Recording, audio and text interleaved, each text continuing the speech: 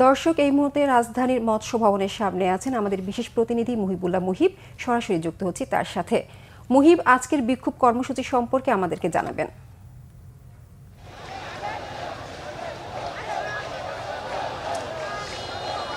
রেখা, আসলে ইশরাক হোসেনকে ঢাকা দক্ষিণের মেয়র হিসেবে শপথ গ্রহণের দাবিতে চলা যে আন্দোলন, সেই আন্দোলনের আজ সপ্তম দিন। তবে আন্দোলনের যে স্থান সেটি কিছুটা পরিবর্তন হয়েছে। ঢাকা দক্ষিণ সিটি কর্পোরেশন অর্থাৎ নগর ভবনের সামনের থেকে সেই আন্দোলন এসে পৌঁছেছে এখন মৎস্য ভবন মোড়ে।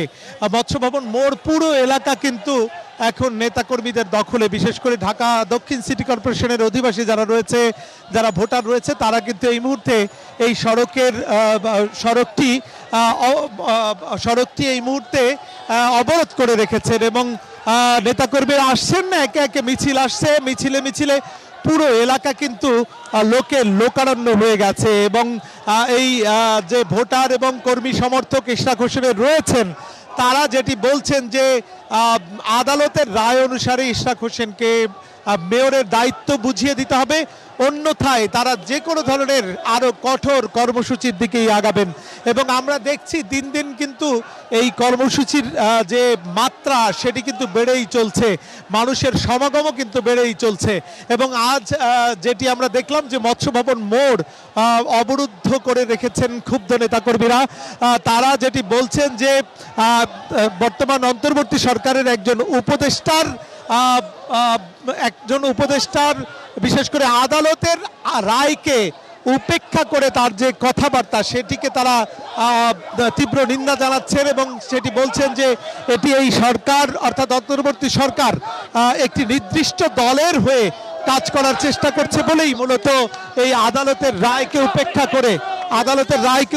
করে মূলত এই আন্দোলন মানে এই শপথ নেওয়ার যে আয়োজন সেটি তারা সম্পন্ন করছে না।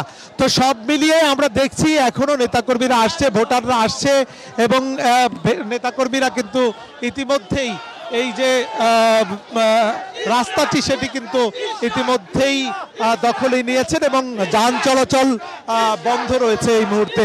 এবং সব মিলিয়ে আপনি জানেন যে একটি আদালতের রিটের প্রেক্ষিতে আজকে রিটের শুনানি রয়েছে, সেই শুনানিরও কিন্তু অপেক্ষায় রয়েছে আসলে। তবে এই রিটের শুনানির প্রয়োজন পড়ে না, যেহেতু আদালতের নির্দেশনা রয়েছে এবং নির্বাচন কমিশনের যে গেজেট সেটিও কিন্তু সেই গেজেট অনুসারেও কিন্তু ইশরাক হোসেনকে মেয়রের দায়িত্ব বুঝিয়ে দেয়া যায়।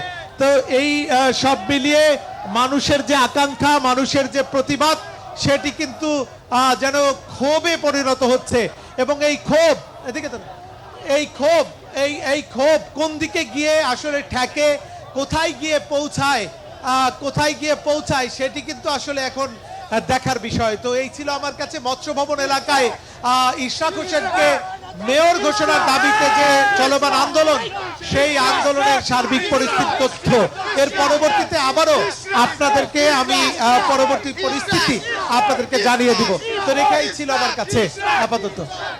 মুহিব, আপনাকে ধন্যবাদ।